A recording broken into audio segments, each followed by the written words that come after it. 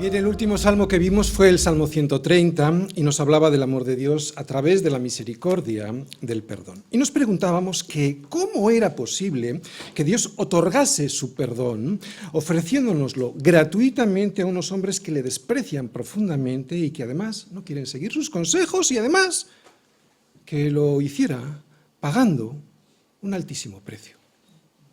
Porque vimos que el perdón no es mirar para otro lado, olvidarse y ya está. No, perdonar es olvidar, sí, pero pagando lo que el otro me ha roto, lo que el otro me ha quitado, lo que el otro me ha estropeado. Perdonar es cargar yo con la deuda que el otro me ha provocado sin exigirle además yo una contraprestación por ello. Y sin embargo, no perdonar es mantener la deuda, no pagándola.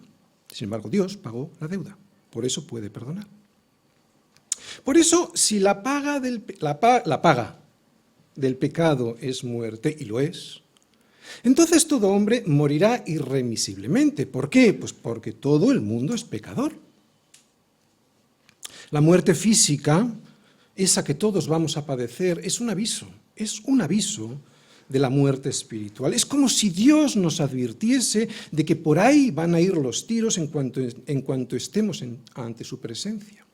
Y que no podamos justificar con obras, con nuestras buenas obras, nuestra injusticia.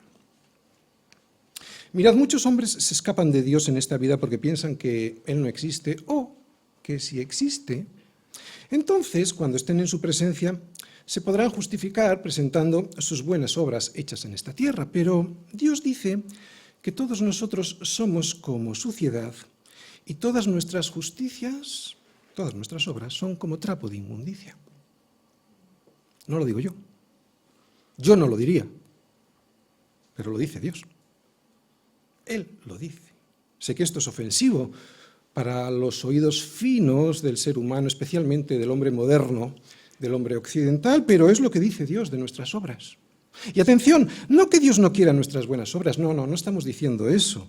No que Dios no quiera nuestras obras, sino que esas obras no van a ser suficientes ni de lejos para poder presentarnos delante de Él y no ser destruidos. Dios dice que solo va a aceptar a alguien que haya vivido su vida como la vivió su Hijo Jesucristo en esta tierra. O sea, totalmente pura, totalmente justa y sin un solo pecado, no lo digo yo. Y como eso es imposible, pues resulta que todos nosotros estamos condenados a sufrir las consecuencias de la más importante de las leyes espirituales. Otra vez, que la paga del pecado es muerte. Todos estamos ahí bajo esa ley. Es una ley espiritual que se va a cumplir, sí o sí. Sí o sí. No depende de si a mí me gusta o no, de si yo la creo o no. Como cualquier ley se cumple, me guste o no me guste, se cumplirá porque es una ley que Dios ha impuesto y es una ley de la cual incluso depende su propia existencia, porque si Dios dejase entrar a su presencia cualquier atisbo de pecado, o sea, cualquier mancha por pequeña que ésta fuese, entonces todo Él y su reino, que es tan santo y tan puro como Él, quedaría contaminado y por lo tanto absolutamente destruido. Dios ya no sería Dios. Es una ley. Lo limpio es limpio y lo sucio mancha lo limpio, aunque sea muy poquita la porquería que lo ensucia. Y Dios no se puede negar a sí mismo. Tú y yo sí. ¿Por qué? Porque tú y yo somos así, con esa naturaleza contradictoria y cambiante, pero Dios no. Y si lo ha dicho, lo va a cumplir, porque además depende de ello su santidad e incluso nuestra propia existencia. ¿Por qué? Porque nosotros dependemos de Él, estamos sustentados en Él. Así que no lo va a permitir. Y además es imposible, como acabamos de decir, porque por su propia naturaleza, y sabemos que nuestro Dios es fuego consumidor, ¿entendéis? Por su propia naturaleza, o sea, Jesucristo como el sol de justicia. ¿Sabéis lo que es el sol? Imaginaros presentaros delante del sol, que fulminados. Otra vez. Y no lo va a permitir porque por su propia naturaleza, Él por su propia naturaleza, cualquier impureza en cuanto llegue a su presencia, por su propia naturaleza, será automáticamente fulminada. ¿Qué necesitamos, pues? Una justicia como la de Cristo, ni más ni menos. No nuestras buenas obras, ¿verdad? Otra vez, ¿no las quiere? Claro que las quiere, pero esa es la consecuencia. No podemos presentarnos con nuestras buenas obras, seremos fulminados automáticamente. Muchas personas no se lo creen.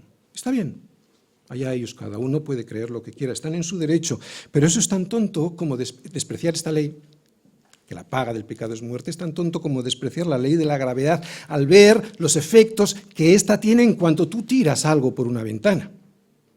Tú puedes decir que no crees en ella, en la ley de la gravedad, pero tírate tú, ya verás lo que te ocurre.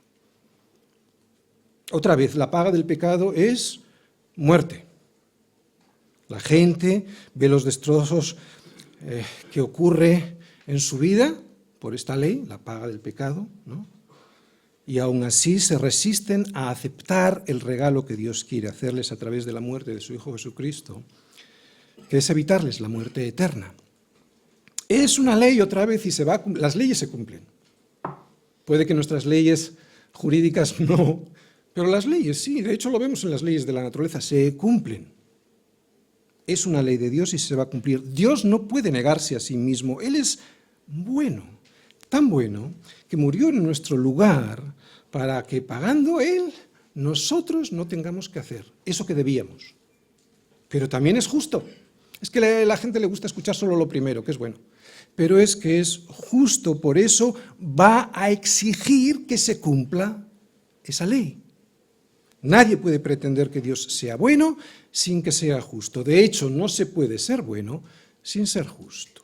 La garantía de que Dios es bueno es que es justo. Muerte. Ese es el altísimo precio que Dios pagó para perdonarnos. Perdón que es un regalo que es despreciado por muchos, muchos que al rechazarlo tendrán que pagar con la muerte eterna el pecado de no aceptar la misericordia de Dios. Mirad, Dios sabe que a nosotros nos es imposible cumplirlo. ¿Cómo no lo va a saber? Es imposible que nosotros podamos restituir lo que hemos roto. Por eso la Escritura no me recomienda que pida justicia. Porque si pido lo que me deben, en base a mis obras, no voy a poder estar delante del Señor. El Señor no me recomienda que pida justicia. Lo que Él me recomienda es que pida misericordia. La misericordia de su perdón. Pedir justicia es pedir la paga que me corresponde, ¿no? O sea, la paga que merezco. Pero pedir misericordia es pedir lo que no me corresponde, o sea, pedir el perdón que no merezco. Justicia y misericordia. Justicia, lo que piden unos, y les será dada. Misericordia, lo que pedimos otros. Estos son los dos últimos pasos que hemos visto que han dado nuestros peregrinos, esos que estamos viendo que van hacia Jerusalén, en estos 15 salmos graduales que estamos viendo desde el 120 hasta el 134. Vimos a nuestros peregrinos que salían de su ciudad hacia el templo de Jerusalén con sus familiares y amigos.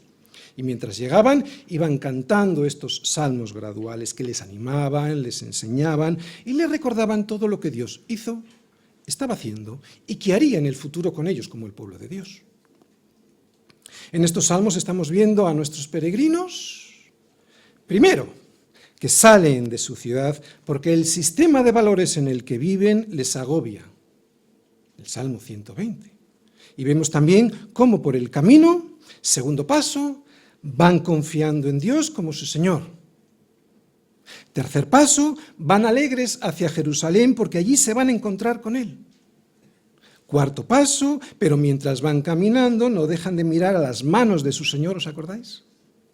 Para saber cuáles son sus indicaciones y obedecerlas. Y también, quinto paso, para agradecerle por su cuidado, porque saben que por el camino hay un cazador poniendo trampas para que caigan y no lleguen. Pero gracias a este cuidado y a sus indicaciones, paso sexto, son como el monte de Sión, son firmes, no se mueven, son estables, sabiendo que alrededor de ellos está el Señor protegiéndoles. Aunque, paso séptimo, a veces el Señor los mantiene bajo presión para que su fe sea fortalecida. Por eso, y como saben que son libres ya, pero todavía no, paso octavo, deben seguir confiando en el Señor porque no hay nada que se pueda conseguir en este mundo, nada que permanezca para siempre, sin la ayuda de Dios.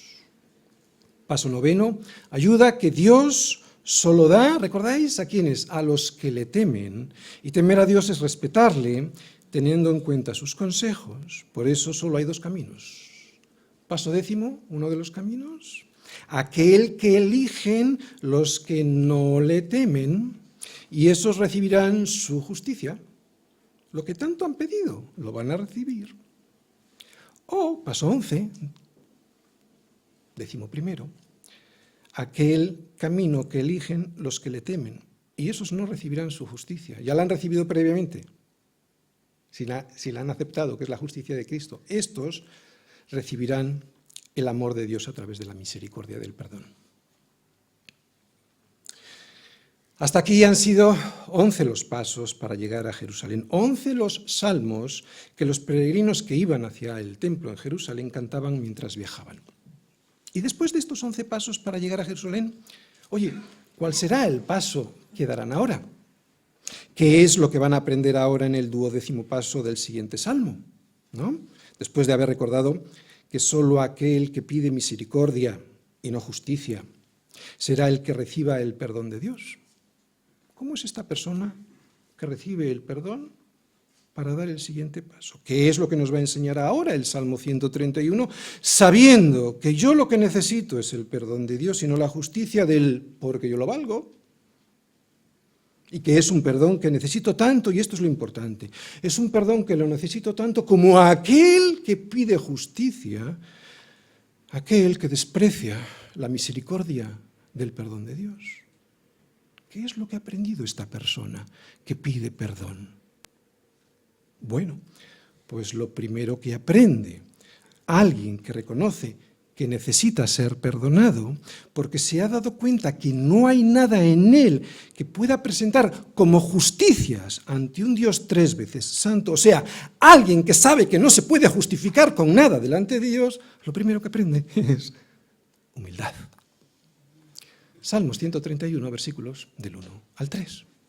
Yahvé, no se ha envanecido mi corazón, ni mis ojos se enaltecieron, ni anduve en grandezas, ni en cosas demasiado sublimes para mí. En verdad que me he comportado y he acallado mi alma como un niño destetado de su madre, como un niño destetado está mi alma. Espera, oh Israel, en Yahvé, desde ahora y para siempre. La seguridad de la humildad y la tranquilidad que produce Salmos 131. Saber que la perfecta justicia que Dios exige me tendría que haber llevado ante su presencia para ser juzgado y condenado. Y que, por el contrario, el inmenso amor de su perdón, el inmenso amor de su misericordia me regala el perdón, pagando él mismo, o sea, Dios, pagando él mismo lo que a mí me correspondía pagar, hace, cuando yo reconozco esto, hace lo que vemos en este salmo, humildad, o sea, que mi alma se acalle, se aquiete, atención, y deje de quejarse. La soberbia es muy peligrosa. Aquel que vive en la soberbia vive peligrosamente. El que vive instalado en la soberbia siempre tiene que andar defendiendo su postura. Una postura que, como es la suya y no la de Dios, pues le lleva al afán de defenderla siempre ante los ataques de los demás, sean estos ataques ciertos o inventados. Es por eso que el soberbio, que lo es permanentemente, ¿de acuerdo? Porque la soberbia a todos nos ataca de vez en cuando. Digo, es por eso que el soberbio es alguien que siempre está afanándose y quejándose de lo que le ocurre. Claro, porque es alguien que vive centrado en sí mismo. Sin embargo, vivir en la humildad es vivir bajo la seguridad de que será Dios, y no yo, quien me defienda. Y además, saber que me defenderá y que lo hará cuando Él lo considere oportuno, en su tiempo. Claro, y vivir así me da descanso. No vivo afanado en defenderme yo. Me da un descanso que el soberbio desconoce por completo. No hay nada más que recordar la vida del rey Saúl, ¿recordáis? Agitado, amargado, y siempre intentando defenderse de los supuestos ataques de David frente a la tranquilidad de espíritu de David. David confiaba en el Señor y estaba apegado a Él como un niño lo está a su madre. Y esta es una tranquilidad que procede siempre de un corazón humilde, de un corazón que ha aprendido a estar tranquilo y acallado. Y que por lo tanto no aspira a aquello que el Señor no le quiera dar. Solo aspira a aquello que el Señor le quiera dar. Punto. No va a por más. Trabaja, pero no se pelea con el Señor. Se esfuerza, pero no se afana, no es lo mismo. Siembra, pero deja que sea la tierra, el sol y el agua quienes den el crecimiento a lo que previamente ha sembrado. O sea, que hace lo que tiene que hacer, pero no se encarga de lo que no le toca hacer, eso se lo deja al Señor, y aunque no lo parece esto es humildad, una humildad que claro da descanso y seguridad. En nuestro ambiente, ¿qué es humildad? Pues alguien que se deja aconsejar por la palabra de Dios, evidentemente, o alguien que se deja aconsejar por sus pastores y sus ancianos, ¿no? Si tú has elegido al pastor, si te lo hubieran impuesto, lo entiendo que no, ¿no? Pero si tú has elegido al pastor, lo normal es que te dejes aconsejar por él. Esto es humildad. Pues esta va a ser la sencilla enseñanza que nos va a mostrar el Salmo de hoy. Y aunque es sencilla, tiene tremendas implicaciones para nuestra vida cotidiana. De hecho, si la entendemos bien y la aplicamos, pues va a librarnos de enfermedades y de depresiones. También va a librarnos de quiebras económicas y de ruinas familiares y morales. Y de muchos años perdidos. ¿Por qué? Por andar buscando por donde no debemos. Acallada mi alma en el Señor, frente a estar angustiado buscando donde no debo. Este es un salmo de David. Y aunque no es posible ubicar exactamente en la situación histórica o el suceso o sucesos que aquí se describen, es probable que David, muy probable que aquí David se refiera a esos años previos en los que él todavía no se había hecho cargo del reino de Israel. Por eso, y antes de entrar en la profundidad de cada uno de los versículos de este salmo, yo voy a intentar mostrar algunas de las situaciones por las que pudieron haber pasado David, por las que pasó David antes de confesarse, porque este salmo no es una oración de petición, no pide nada, este salmo es una confesión. Vamos a ir viendo esas situaciones, porque este salmo, como digo, es una confesión delante de Dios de cómo realmente él tenía su alma frente a las acusaciones que él no paraba de oír. Vamos a intentar ver cuáles pudieran ser estas acusaciones para luego, evidentemente, al entrar en el Salmo, entender bien al haber ido al contexto. ¿De acuerdo? Vamos al primer libro de Samuel, capítulo 17, versículos del 16 al 30. Es un pasaje que todos conocemos perfectamente. Goliat y David. Dice en el versículo 8 antes... Dice Goliat, escoged entre vosotros un hombre que venga contra mí. Estaba todo el ejército luchando contra los filisteos, el ejército del Señor, y le presenten a este hombre, a Goliat. Y esto es lo que dice él, ¿no? Dice en el versículo 10, hoy yo he desafiado al campamento de Israel, dadme un hombre que pelee conmigo. Bien, vamos al versículo 16. Venía pues aquel filisteo, estamos viendo a Goliat, por la mañana y por la tarde, y así lo hizo durante 40 días. Dijo Isaí a David su hijo. Isaí es el papá de David. Dice el papá de David a su hijo, toma ahora para tus hermanos un efa de este grano tostado y estos 10 panes, y llévalo pronto al campamento a tus hermanos. Y estos 10 quesos de leche los llevarás al jefe de los 1000, y mira si tus hermanos están buenos, o sea, si están bien, y toma prendas de ellos. Y Saúl y ellos y todos los de Israel estaban en el valle de Ela peleando contra los filisteos. Se levantó pues David de mañana y dejando las ovejas al cuidado de un guarda, se fue con su carga como Isaí le había mandado. ¿De acuerdo? Como Isaí le había mandado. Y llegó al campamento cuando el ejército salía en orden de batalla y daba el grito de combate. Y se pusieron en orden de batalla Israel y los filisteos, ejército frente a ejército. Entonces David dejó su carga en mano del que guardaba el bagaje y corrió al ejército. Y cuando llegó, preguntó por sus hermanos si estaban bien.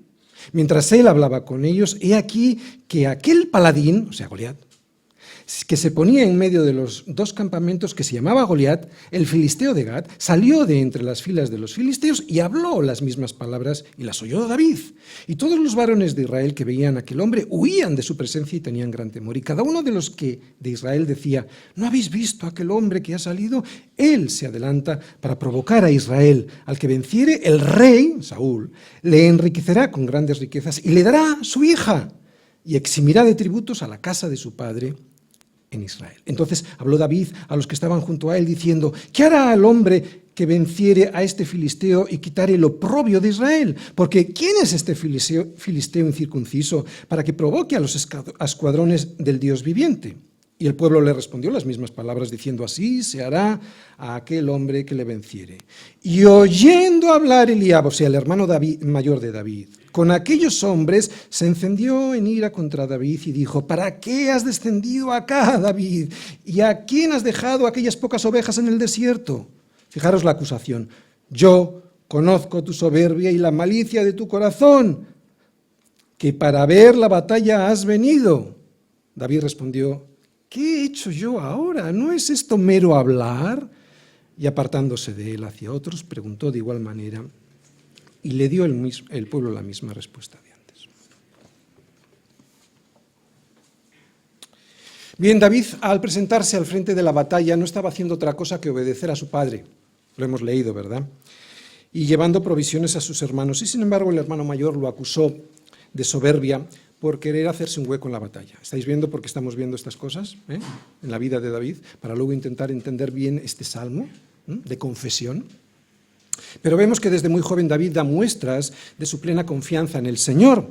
David es quien les recuerda a todos que es Dios quien dirige la batalla y que ellos son los escuadrones del Dios viviente. Y desde muy joven también vemos cómo es acusado, incluso por los de su propia casa. Es su hermano mayor quien le acusa, quien dice de él que tiene un corazón engreído y con deseos de grandeza. Vamos a otro ejemplo. Vamos a prestar atención, ¿de acuerdo? Vamos a hacer un esfuerzo de prestar atención. Yo sé que puede ser un poquito tedioso, pero el que tiene deseos de aprender del Señor no se nos va a dormir, ¿de acuerdo? Vamos a ir a otro ejemplo para ver que esto no era así, o sea, que esta acusación que estaban diciendo de David no era cierta. Vamos a ver cómo era realmente el corazón de David ante las grandezas, porque esta es una de las acusaciones, ante las grandezas que se le presentaban en la vida, que se le presentaban, que no las buscaba él. Vamos a ver cómo era el corazón de David ante las grandezas que el Señor le presentaba, no las que buscaba él. Estamos hablando de humildad, ¿entendemos? Seguimos en el primer libro de Samuel, nos vamos al siguiente capítulo, capítulo 18, versículos del 6 al 18. Aquí Saúl tiene celos de David, ¿de acuerdo? Ya ha vencido a Goliat. Y dice: aconteció, versículo 6, que cuando volvían ellos, o sea, cuando David volvió de matar al filisteo, salieron las mujeres de todas las ciudades de Israel cantando y danzando para recibir al rey Saúl, con panderos, con cánticos de alegría y con instrumentos de música. Y cantaban las mujeres que danzaban y decían, y aquí viene lo que no le gustaba a Saúl: Saúl hirió a sus 1000 y David a sus 10.000. Y se enojó Saúl en gran manera y le desagradó este dicho y dijo a David: dieron 10.000 y a mí 1000, no le falta a este nada más que me agarre el reino. Y desde aquel día Saúl no miró con buenos ojos a David. Aconteció al otro día que un espíritu malo de parte de Dios tomó a Saúl y él desvariaba en medio de la casa. David tocaba con su mano como los otros días y tenía Saúl la lanza en su mano y arrojó Saúl la lanza diciendo: enclavaré a David a la pared. Pero David lo evadió 2 veces. Mas Saúl estaba temeroso de David por cuanto el Señor estaba con él y se había apartado de Saúl. El Señor se había apartado de Saúl. Por lo cual Saúl lo alejó de sí, él hizo jefe de 1000 y salía y entraba delante del pueblo. David se conducía prudentemente en todos sus asuntos y el Señor estaba con él. Y viendo Saúl que se portaba tan prudentemente, tenía temor de él. Mas todo Israel y Judá amaba a David porque él salía y entraba delante de ellos. Entonces dijo Saúl a David, con nocturnidad y alevosía, dijo: he aquí yo te daré Merab, mi hija mayor, por mujer, con tal que me seas hombre valiente y pelees las batallas del Señor. Y esto es lo que decía Saúl en su corazón. Mas Saúl decía: no será mi mano contra él, sino que será la mano de los filisteos contra él. O sea, lo quería matar por mano de los filisteos. ¿De acuerdo? Dice David, versículo 18, pero David respondió a Saúl, frente a esto, o sea, frente a darle a su hija mayor por esposa, ¿no? Dice, ¿quién es? Humildad, humildad.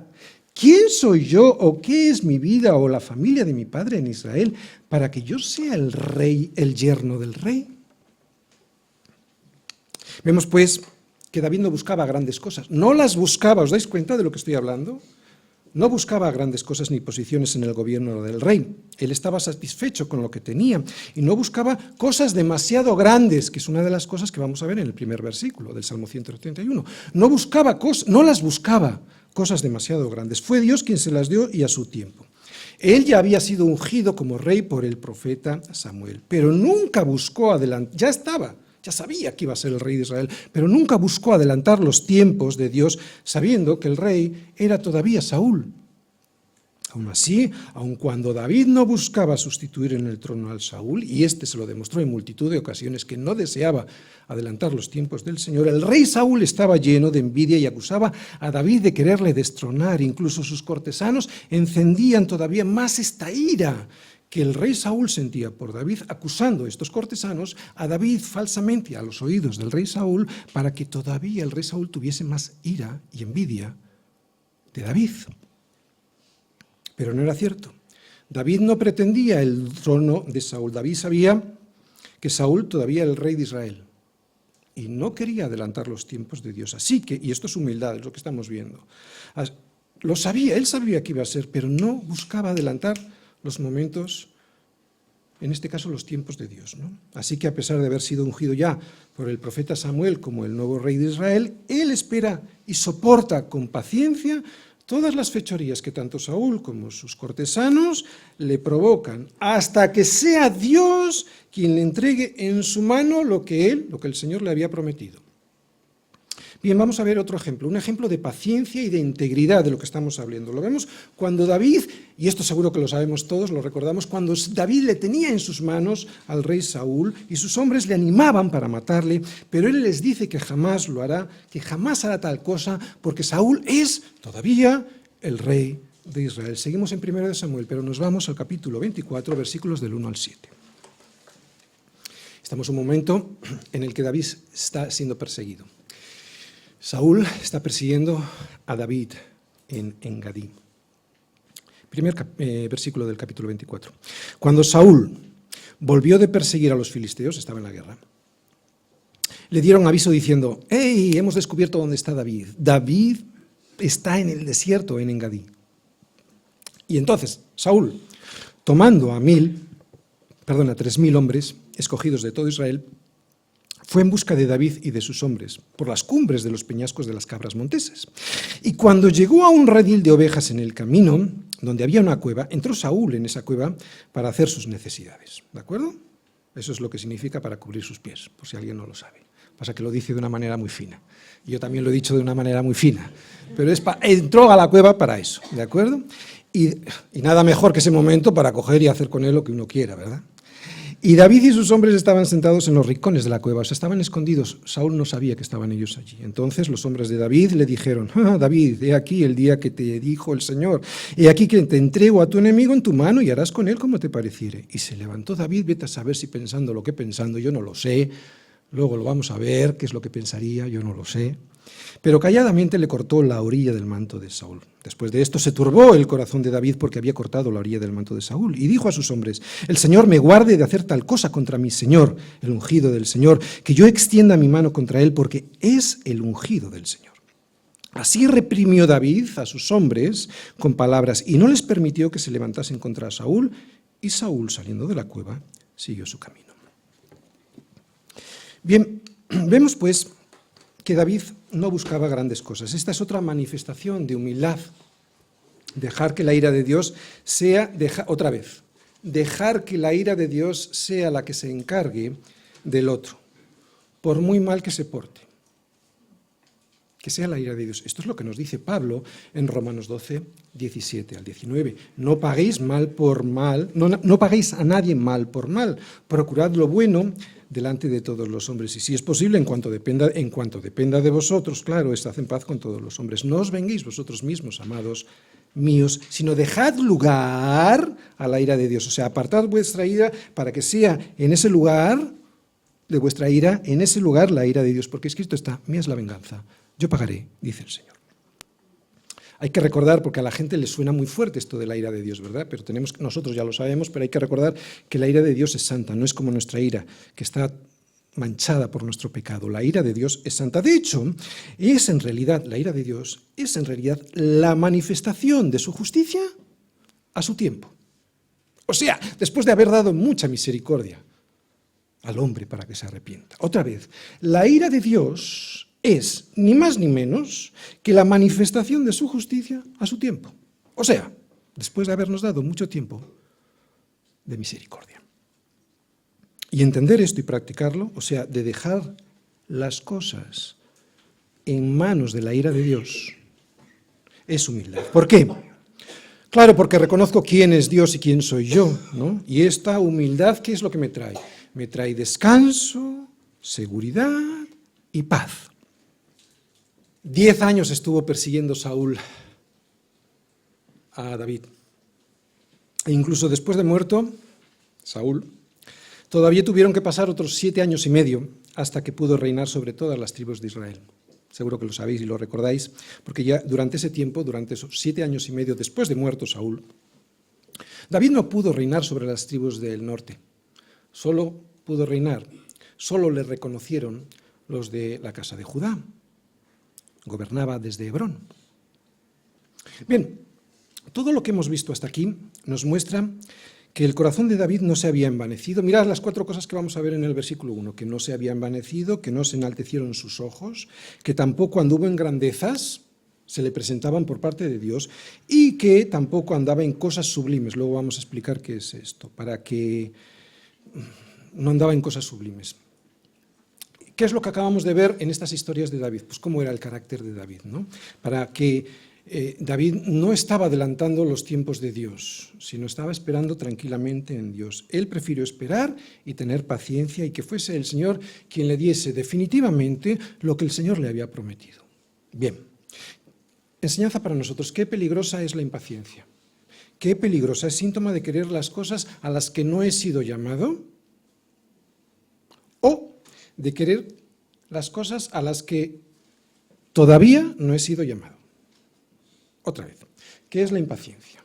Es querer las cosas a las que no he sido llamado o querer ya las cosas a las que todavía no he sido llamado. Y eso es peligroso. Por eso la impaciencia me muestra un corazón que no tiene el carácter conforme a Dios. Otro ejemplo para terminar esta introducción. Estamos viendo los antecedentes para poder entender mejor, sobre todo el versículo 1. ¿Ven? ¿Vale? Estamos viendo los antecedentes. Otro ejemplo de David que nos muestra cómo es su corazón. Pero antes, estos 3 ejemplos que hemos visto cómo era su corazón antes de acceder al trono. Vamos incluso a verlo cuando él ya se había ceñido la corona y ya él gobernaba, reinaba sobre todas las tribus de Israel. También lo conocéis seguramente cuando él quiso construirle un templo al Señor, ¿no? Y Dios, a través del profeta Natán, le dijo que no sería él quien lo hiciese, ¿no? Lo iba a hacer luego Salomón, su hijo. Sin embargo, el Señor entró en un pacto eterno con Dios. Fijaros, es Dios siempre quien entra en pacto, no es al revés. Mucha gente quiere hacer pactos con Dios, eso es antibíblico. Aquí vemos que hay un pacto, pero es Dios quien hace el pacto con David. Y él al escuchar las palabras de Natán, queda como en shock. ¿Sabéis por qué? Porque estaba escuchando, y este es el 4º punto que vamos a ver en el versículo 1, estaba escuchando cosas sublimes. Y aunque es verdad que no entendió muy bien todas las cosas y todas las profundas implicaciones de este pacto que le estaba siendo revelado, y que decía que un hijo de un descendiente suyo vendría a ser el Mesías por excelencia, no lo entendía bien, evidentemente, pero sí que David intuía lo suficiente como para saber que eso que estaba escuchando eran cosas sublimes. Pero lo importante de lo que vamos a leer ahora, lo que quiero que os fijéis es la actitud del corazón, ¿de acuerdo? Porque eso es lo que luego vamos a ver en el versículo 1 del Salmo 131. Lo importante que yo quiero que escuches ahora de esta historia, es la respuesta de de David ante tanto honor. Ya estamos en las cosas sublimes, hemos dejado las cosas grandiosas, ahora las sublimes. Digo, ya no solo eran las grandezas de un reino, eran cosas sublimes que no entendía, pero sí intuía. Vamos a primer libro de Crónicas, capítulo 17, versículos del 11 al 17. Y cuando tus días sean cumplidos para irte con tus padres, está aquí Natán hablando a David, ya es rey de todo Israel, ¿de acuerdo? Y cuando tus días sean cumplidos para irte con tus padres, levantaré descendencia después de ti a uno de entre tus hijos y afirmaré su reino. Él me edificará casa y yo confirmaré su trono eternamente. Yo le seré por padre y él me será por hijo. Y no quitaré de él mi misericordia como la quité de aquel que fue antes de ti, estaba hablando de Saúl, sino que lo confirmaré en mi casa y en mi reino eternamente, y su trono será firme para siempre. Eternamente, claro, este es el pacto eterno que hizo Dios con la casa de David, ¿vale? Cosas sublimes. Está escuchando David cosas sublimes. Conforme a todas estas palabras y conforme a toda esta visión, así habló Natán a David. Y entró el rey David y estuvo delante del Señor y dijo, no estaba hablando ahora delante de Natán, ¿de acuerdo? Se fue a orar con el Señor. Y dijo, Señor Dios, ¿quién soy yo y cuál es mi casa para que me hayas traído hasta este lugar? Está hablando del reino de Israel, ¿vale? Está hablando de cosas grandiosas todavía. Ya tiene todo el reino. ¿Quién soy yo para que me hayas dado todo el reino? Y aún esto, oh Dios, aún más que esto, ¿te ha parecido poco, pues, que has hablado de la casa de tu siervo para tiempo más lejano, y me has mirado como a un hombre excelente, oh Señor, Dios? Aquí está hablando de las cosas sublimes del Salmo 131. ¿Quién soy yo? No era David quien se creía un hombre excelente, era Dios quien lo consideraba así. Por eso le dio la posibilidad de participar en cosas sublimes. La soberbia es algo muy peligroso. Los que viven en la soberbia viven afanosamente. ¿Por qué? Pues porque siempre tienen que andar defendiendo una postura que, como es la suya y no es la de Dios, pues les lleva a un afán de defenderla siempre frente a los ataques de los demás. Es por eso que el soberbio es alguien que vive constantemente agobiándose y quejándose de lo que le ocurre, porque es alguien que vive centrado en sí mismo. ¿Recordáis? Estamos hablando de un salmo que nos va a enseñar humildad. Sin embargo, vivir en la humildad, como hemos visto en la vida de David, es vivir bajo la seguridad de un Dios que es soberano. Pero no es relativamente soberano, es absolutamente soberano. Por lo tanto, si es soberano, Él hará todo lo que Él considere y además lo hará a su tiempo. Y vivir así, vivir con este entendimiento de que Dios es soberano y que hará las cosas como Él le parezca y en su tiempo, me da un descanso que el soberbio desconoce por completo. ¿Veis cómo el Señor a través de la humildad te quiere dar el descanso para vuestras almas? Luego voy a hablar de esto en palabras de Jesús. Creo que ahora, y después de haber visto todos estos antecedentes, de haber repasado un pequeño porción de la historia de la vida de David, podremos entender mejor las palabras que nos dirige David en este salmo. En realidad se las está diciendo a Dios, pero antes vamos a ver el esquema de un corazón humilde. Primero, es un corazón que no anda por la vida ensoberbecido, versículo 1. Segundo, es un corazón como un niño, acallado y que no se queja, versículo 2. Tercero, es un corazón que anima a los demás a confiar solamente en Dios. Versículo 3. Versículo 1. Un corazón que no anda ensoberbecido. Yahvé, no se ha envanecido mi corazón, ni mis ojos se enaltecieron, ni anduve en grandezas, ni en cosas demasiado sublimes para mí. Bien, no creo que aquí David estuviese diciendo que él nunca fue altivo, ¿no? De hecho, conocemos momentos de la vida de David que cayó bastante bajo. No creo que estuviese diciendo esto, Lo que yo creo que está diciendo es que en cualquiera de estas situaciones que hemos visto previamente, ¿no?, en las cuales fue acusado de buscar la posición del rey Saúl, él le dice al Señor que eso no fue así. Está confesándose delante del Señor. Que él nunca buscó la gloria de la corona ni una posición de dominio sobre los demás. Sobre este tema. Por eso me he ido a esta parte de la historia del rey David. Así pues, lo que aquí nos muestra David es cómo es un corazón humilde. ¿Cómo es un corazón humilde? Es un corazón que no se envanece, vemos la primera parte del versículo, y como consecuencia no mira a los demás con altivez, no anda en cosas a las cuales no ha sido llamado por Dios, porque eso es andar en grandezas, es lo que significa. Y cuarta cosa que vemos en este versículo 1, no busca entender todas las cosas sublimes.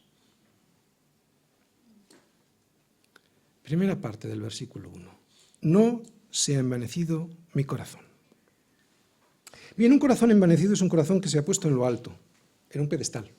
Eso es lo que literalmente quiere decir en hebreo. Como consecuencia, alguien con un corazón envanecido es alguien que piensa que los demás se lo deben todo. ¿Por qué? Pues porque él ha ocupado el lugar que le corresponde a Dios. Y a Dios le debemos todo. ¿Entendéis? Hay que tener mucho cuidado porque uno, sin darse cuenta, puede estar ahora mismo sentado en ese trono que solo le corresponde al Señor. Por eso, cuando esto así ocurre, esa persona no solo cree que es alguien al que todo el mundo le debe algo, sino que incluso cree que Dios es deudor suyo. Sí, a veces incluso piadosamente, pero lo hacemos. Y Dios no es deudor de nadie. Oye, ¿tú te imaginas a Dios debiéndole algo a alguien? Lo digo porque muchas veces decimos, ¿y por qué? ¿Y por qué? Es como diciendo, Señor, dame, ¿no? Un corazón envanecido es un corazón que se comporta así. Y muchas veces, así nos pasa a nosotros al quejarnos, ¿no?, que pensamos que Dios se ha equivocado cuando recibimos alguna cosa que no nos gusta, ¿verdad? Pensamos que Dios se ha equivocado porque nos merecemos lo que no tenemos. Sin embargo, un corazón no envanecido es un corazón del que ha desaparecido de su boca la expresión «me lo merezco» o «porque yo lo valgo». Cuidado, porque hoy muchos de los que estamos asintiendo con la cabeza al oír esta verdad podemos estar con un corazón así, buscando el reconocimiento de los demás en cualquier cosa que hacemos o que deseamos hacer. ¿No? ¿Por qué no me reconocen eso que yo creo que puedo hacer? En vez de estar buscando la gloria de Dios que solo le corresponde a Dios. Bien. La consecuencia de tener un corazón así, un corazón puesto en lo alto elevado, es lo que estamos viendo en la primera parte de este versículo, o sea, en la posición que le corresponde a Dios, se percibe incluso en los ojos antes de hablar. Por eso David, después de decir que no se ha envanecido su corazón, la segunda parte del versículo no dice, ni mis ojos se enaltecieron. Alguien que no está envanecido es alguien que no mira a los demás por encima del hombro. Por eso cuando alguien es humilde y está firme en el Señor, sus ojos no atraviesan a nadie, ¿no? Pero un corazón que se ha colocado en el lugar que solo a Dios le corresponde, ese mira a los demás con desprecio. Y atención, porque los ojos altivos son una de las 7 cosas que aborrece el Señor. ¿No lo sabías? Sí. Eso lo aborrece al Señor. 6 cosas aborrece el Señor y aún 7 abomina su alma. Los ojos altivos, la lengua mentirosa, las manos derramadoras de sangre inocente, el corazón que maquina pensamientos inicuos, los pies presurosos para correr al mal, el testigo falso que habla mentiras y el que siembra discordia entre los hermanos. El que siembra discordia entre los hermanos. ¿Os habéis fijado que equipara el mirar altivamente con un asesinato? Mirar con ojos altivos es lo que le dice a David al Señor que él no hizo, claro, en esa situación de la que estamos hablando. Pero tenía muy cerca a alguien que sí miraba así a los demás. David tenía a alguien muy cerca, ¿os acordáis de su esposa Mical? Seguro que os acordáis de esa historia en la que estaba ella mirando desde el palacio cuando trae David el arca a Jerusalén. Cuando David lleva el arca a Jerusalén, él, ¿cómo hacía? Danzaba con toda su fuerza delante del Señor. Y esto es importante, delante del Señor, no delante de las criadas ni delante de su mujer. delante del Señor. Y estaba David vestido con un efod de lino. Claro, esta vestidura era muy sencilla. Era la vestidura de un sacerdote y no era el traje de un rey, que es lo que le iba a echar en cara ahora a su esposa. De ahí que su esposa Mical, hija de Saúl, que estaba mirando desde una ventana y vio al rey David que saltaba y danzaba delante del Señor, le menospreció en su corazón. Por eso David cuando llegó al palacio después, y ella sale a recibirle, le dice, su esposa, probablemente con ojos de desprecio, probablemente no, seguramente, por luego lo que os voy a decir ya veréis, cuán honrado ha quedado hoy el rey de Israel, descubriéndose hoy delante de las criadas de sus siervos, como se descubre sin decoro un cualquiera.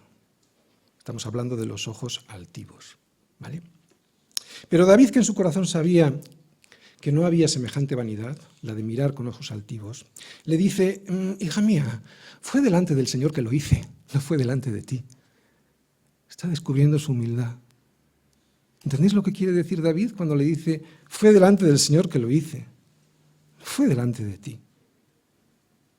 Él quien me eligió en preferencia a tu padre y a toda tu casa para constituirme por príncipe sobre el pueblo del Señor, sobre Israel. Por tanto, danzaré delante del Señor y aún me haré más vil que esta vez y seré bajo a tus ojos.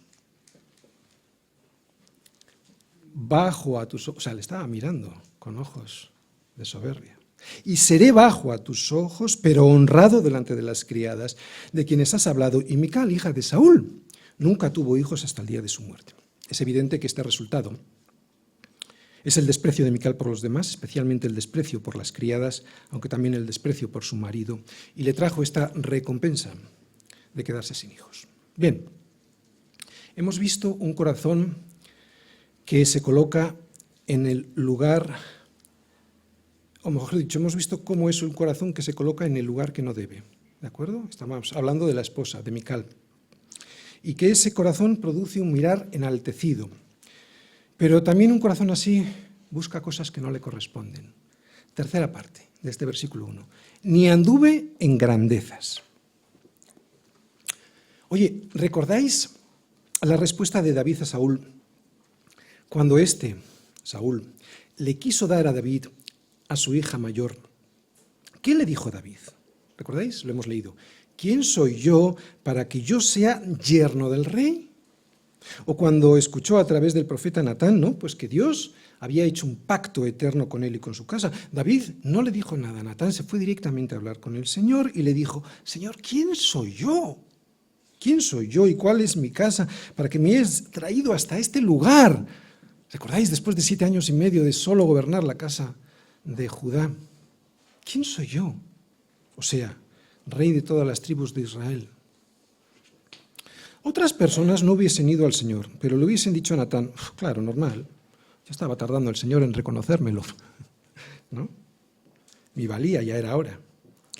Sé que es un chiste, sé que la mayoría de la gente no haría esto, pero lo haría probablemente por pudor, ¿no? Nadie lo hubiese dicho así, pero en el corazón.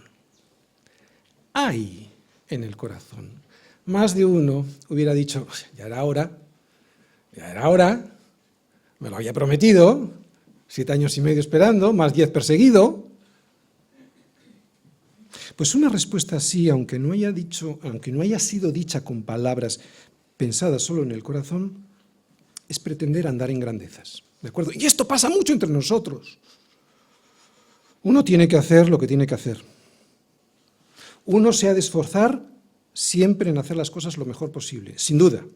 Uno ha de procurar conseguir aquello que Dios ha puesto en su corazón, pero también uno ha de averiguar si eso que cree que Dios le ha puesto en su corazón lo ha puesto de verdad Dios o ha sido su propia vanidad y deseos de grandezas. Cuidado. Conocemos a personas que han tenido que salir de aquí por deseos de grandeza. Neófitos.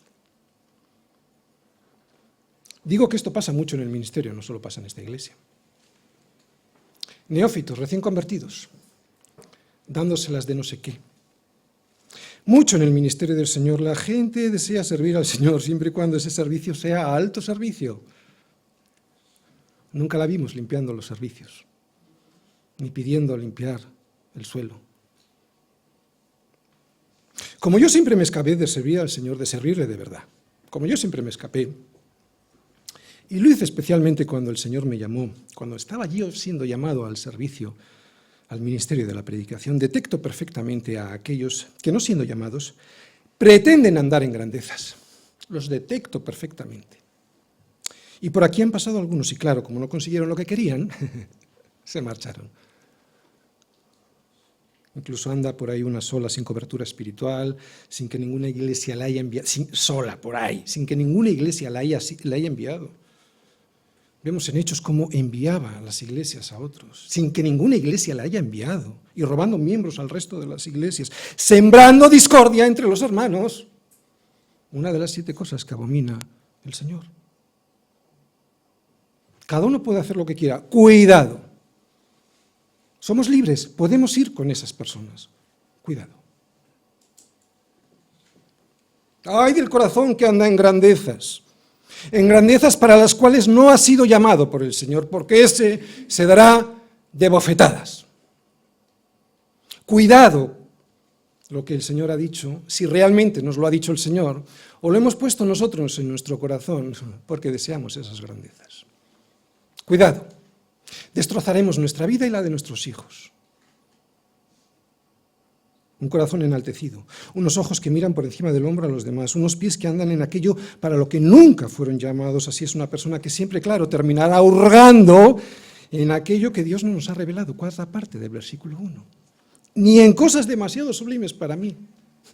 Si existen, el Señor me las dará. Y yo y los demás lo verán. Querer entenderlo todo, pretender entender de todo, es una forma de orgullo, sobre todo cuando alguien es neófito y acaba de llegar a la iglesia. Y Dios no tiene por qué dar cuentas a nadie, ni explicarlo todo, faltaría más.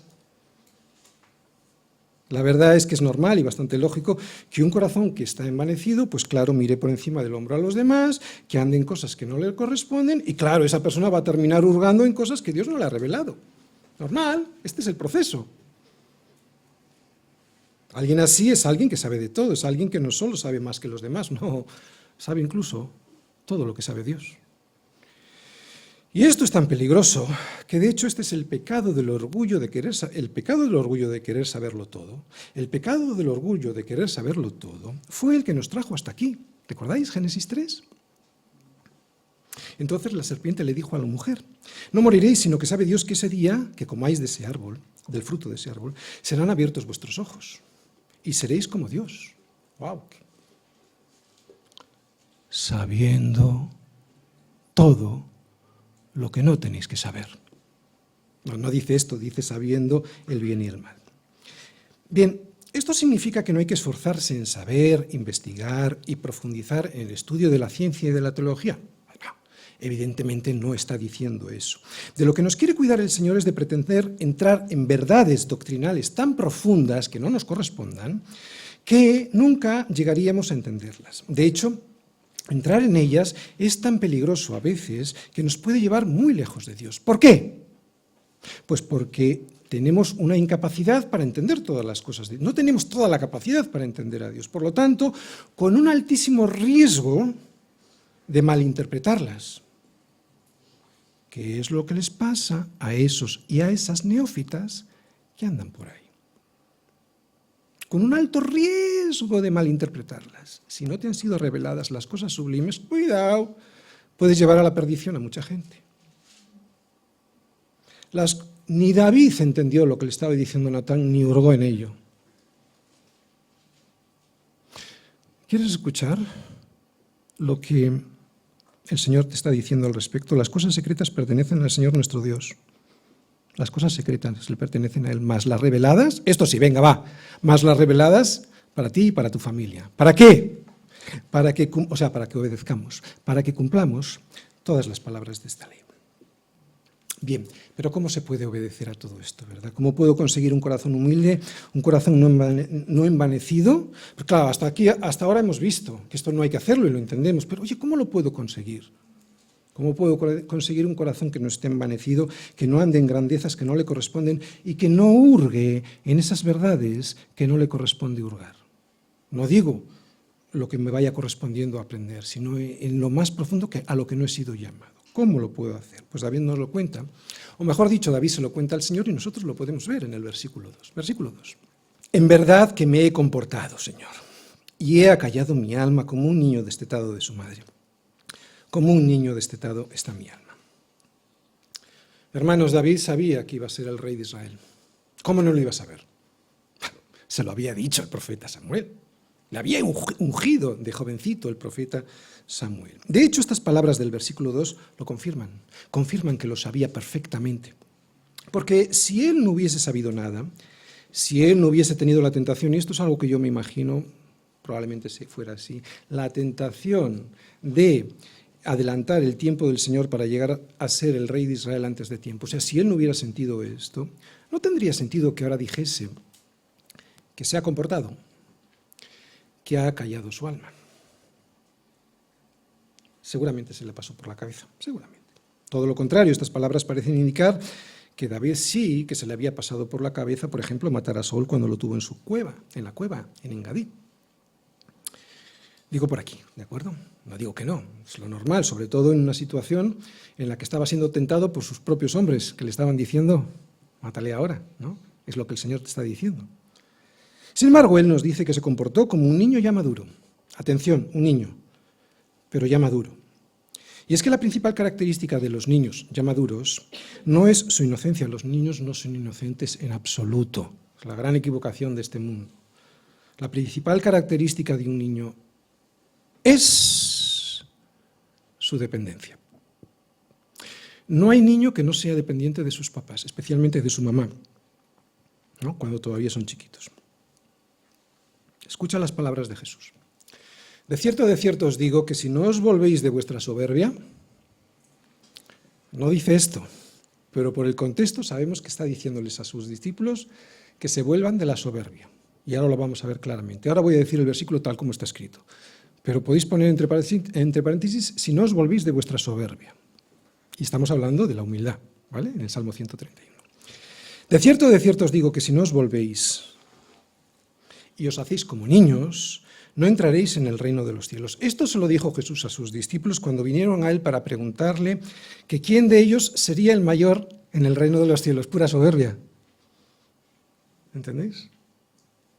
Cuando Jesús nos mandó comportarnos como niños, no se refería a que fuésemos inocentes, porque eso es imposible. No hay inocente ni aun uno. De hecho, el contexto habla de soberbia.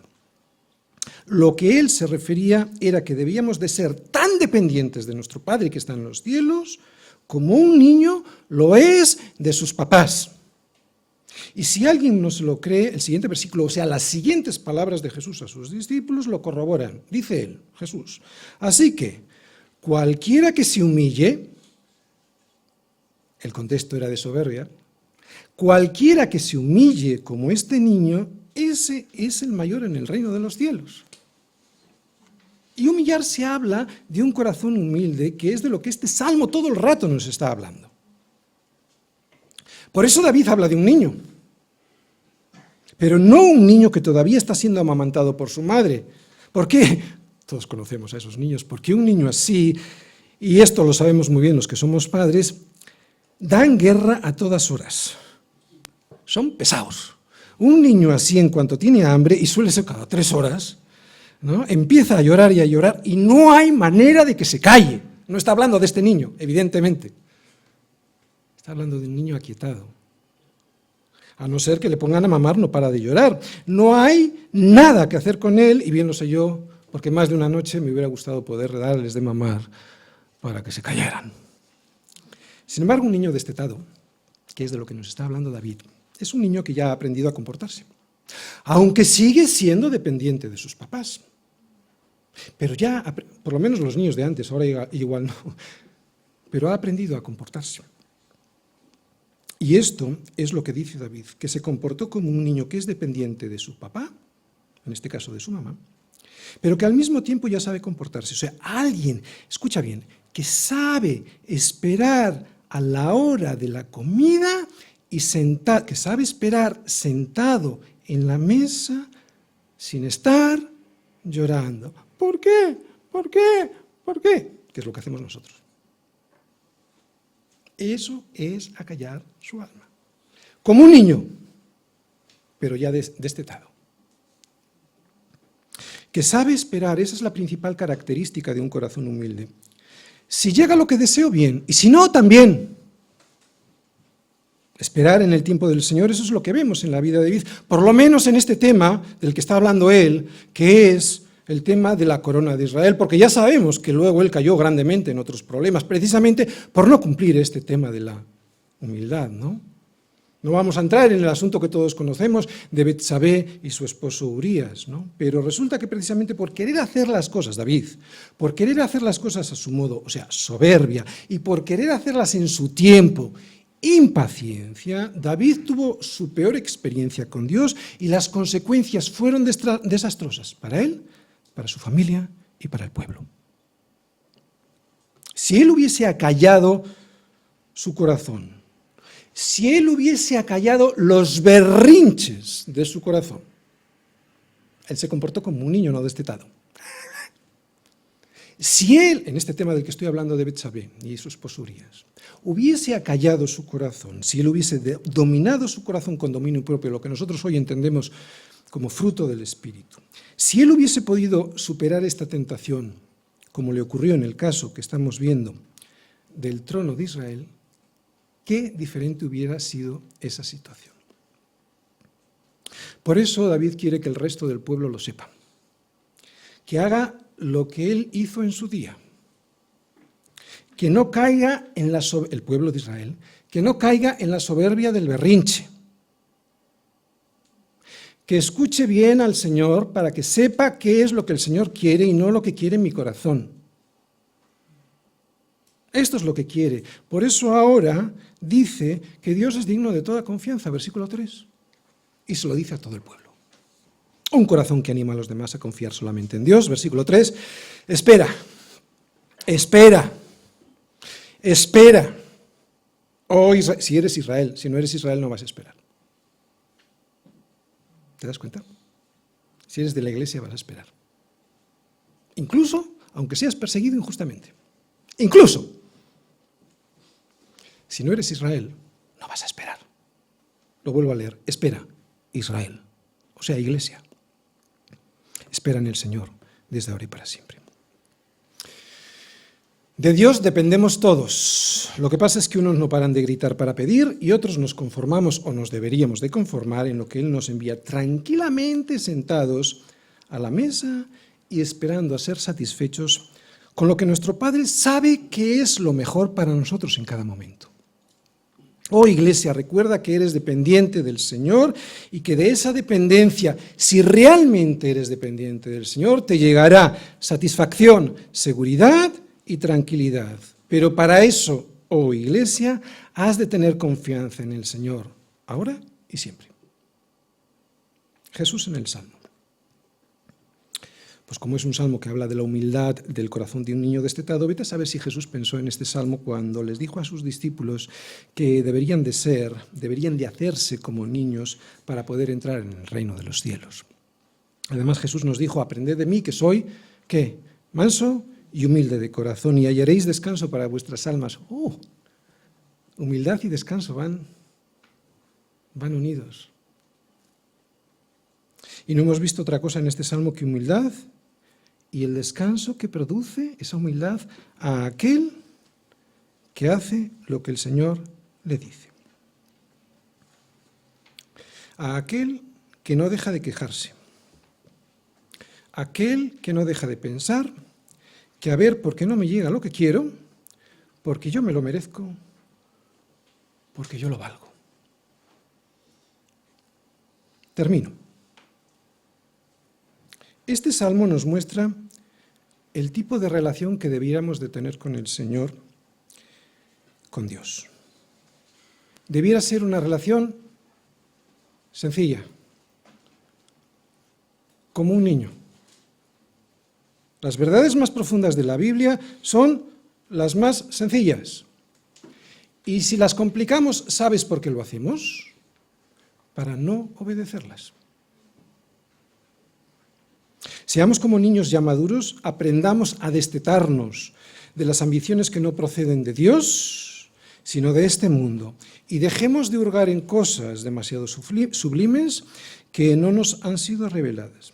Mirad, si hiciésemos esto así, si nos dedicásemos a vivir las cosas sencillas que de Dios ya sabemos, entonces nuestra vida cambiaría radicalmente. Amén.